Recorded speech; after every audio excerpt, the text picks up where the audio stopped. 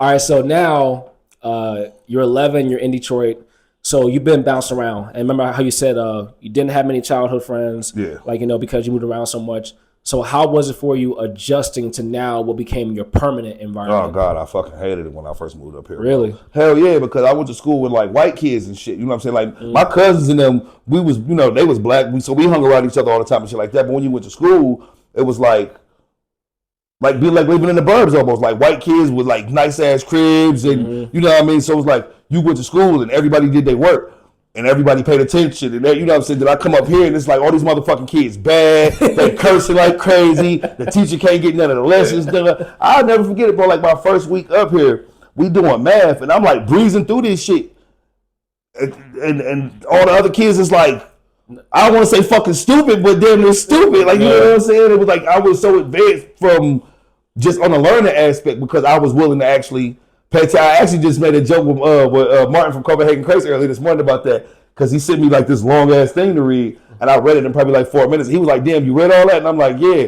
And he started laughing. I'm like, "I paid attention in school." Exactly. Like, you know what I'm saying? Yeah. Which I did. I mean, no, you get into the record industry, that makes a big difference. Yeah, fuck yeah. Well, you know how to read and know what words mean and articulate. Hell yeah. I mean, yeah, don't get me wrong. I mean, you should always have a lawyer like look at stuff, So, but at the yeah. same time, if you actually can understand what the lawyer is telling you, Yeah. and you can grasp what's going on, like Yeah. it makes life a little easier. Yeah, I had something like that happen to me before. I got into a car accident. I had to go to a deposition one time, and the fucking the lawyer for the insurance company who was trying to basically like they did their job is to prove you lying and shit or whatever. But he kept saying little words and shit. And when I say yeah, he was like, "You sure you know what that means?" Like I had to damn near like cut a toe. Like nigga, I know what the fuck you said. Like quit trying to play me like I'm stupid, bro. Right. Like. But yeah, so you paying attention and being able to read and all of that shit is very important, bro. But that was the main cultural difference from coming down south to up here was shit was just a lot looser. Okay. You know what I mean? The kids were a lot growner.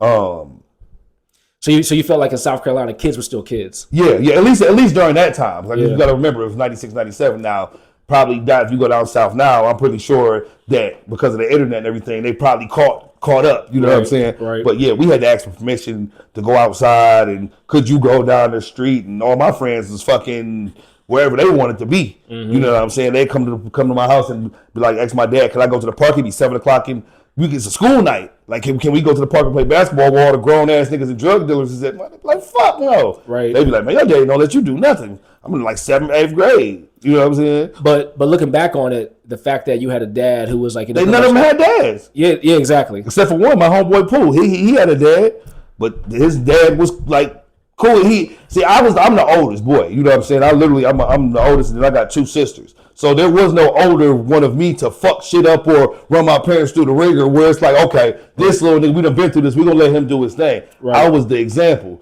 So I didn't get none of that. All my friends had older brothers who had either been to prison or, you know what I mean, all kind of shit. So when it came down to him, it was like, you know what? Go ahead and do your thing, bro. Like, I mean, but like you said, for the fact that you had a military dad, you didn't take no shit. He wasn't having none of that shit. He's still like that to this day. He's like super overprotective, just worry, just trying to make sure that you're safe at all times. Yeah, you know what I mean? And my dad is 75. And I'm 36. He's still kind of like that with me. Yeah, they used to call my daddy Debo, bro. That nigga used to ride up to school. I swear to God, bro. We be walking home from school, bro. You would hear that motherfucking bike, bro. My daddy be on a bicycle. Nigga. He got a car, bro. He used to ride the bike, bro, and come. If he see me hanging out with some niggas too long, nigga, get your ass on this bike, nigga. Embarrass you right in front of everybody. I'm on the back of the bike like this with a book bag on and shit. You feel what I'm saying? Ain't even doing nothing wrong. Just walking home from school. He's so weary because he's not from here. Right. So it was a culture shock for me and him. You get what I'm saying? He's originally from South Carolina. He's from South Carolina, yeah, born and raised. Yeah. Okay. He's been up here since 96 with me too. But when you hear him talk, the nigga still sound country. Still sound country. Mm-hmm. What town in South Carolina? Seneca. Small ass town. Maybe like probably like no exaggeration, maybe like 15 minutes, if that, away from Clemson. Okay, so that's like the middle of South Carolina. Yeah, like so you're still like 2 or 3 hours from Charleston. Yeah, yep. And probably maybe 30, 45 minutes from like Greenville, if you ever heard of Greenville. I've heard of Greenville. Yeah. Yeah, because I've been to Charleston like 4 times. Yeah. Beautiful. Yeah. Beautiful. But I've never ventured west in South Carolina. Yeah, where I'm from, bro, is like, I'm talking about like super small, some like Mayberry type shit, you know what I'm saying? Like really small. Like we used to have this plaza, and it had like a Walmart in it, it had a grocery store in it. It had a Movie Mania, which was a movie rental place in it. Maybe like a couple of like shoe store shop, and everybody like when you went to that, they used to call that shit going into town.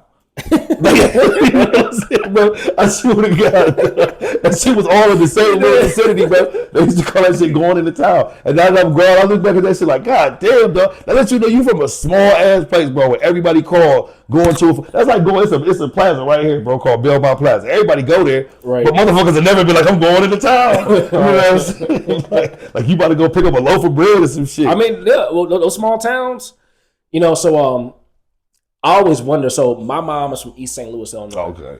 I know. Have you ever been there before? No. Have you heard about it? No. You said East St. Louis, Illinois? East St. Louis. East St. Louis. You ever been to Gary, Indiana? No. Do you know the reputation of Gary? Yeah, I've heard. I got family who live in Indianapolis, so. So imagine East St. Louis. Imagine like whatever parts of Detroit when it was all burnt out looking. Mm-hmm.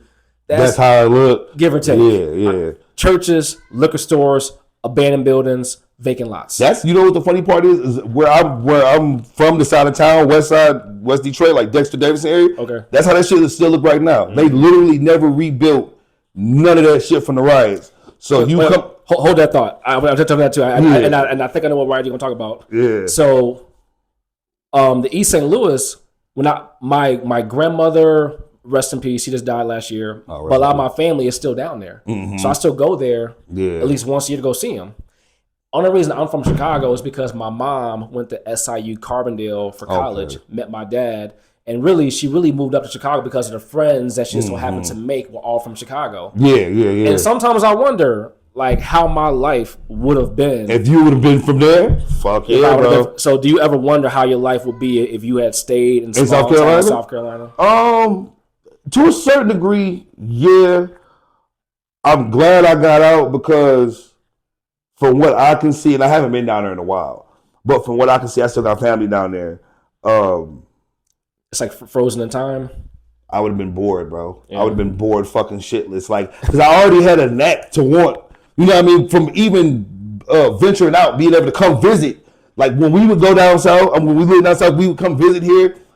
This big, like, now it's like, Detroit is like small to me. The buildings are small unless you're going downtown. But when we would come down here, like, we didn't have 2 family flats and all of that shit. You know what I'm saying? So everything seemed bigger as a kid. You know what I'm saying? Like, my grandma had a top porch that we would just go sit on and go, you know what I mean, and look over the banister and shit. Like, you know what I'm saying? Like, whoa. Like, it was like trailers and like, you know, like ranch style cribs down there with big ass yards that you literally would have to like, I call them like heart attack cribs. Like, if you was having a heart attack and you had to run to go get your fucking neighbor to go get help, you probably, whoever was having a heart attack, they'd probably be dead by the time you got back. Yeah, you know what I'm saying? That's the yeah, dude, it was. I remember like right before we moved, we woke up, it was on summer break, and we woke up and there was a fucking horse in our front yard. What, boy? Look at you throwing some thumbs up. Come on, we can keep going. He gonna crash the interview. Come on. I'm doing something. Say hi. Hi. Hi, how you doing? All right, let's go. No, so that's South Carolina. So you gotta go. You gotta go. Bye. Go back upstairs. Love you.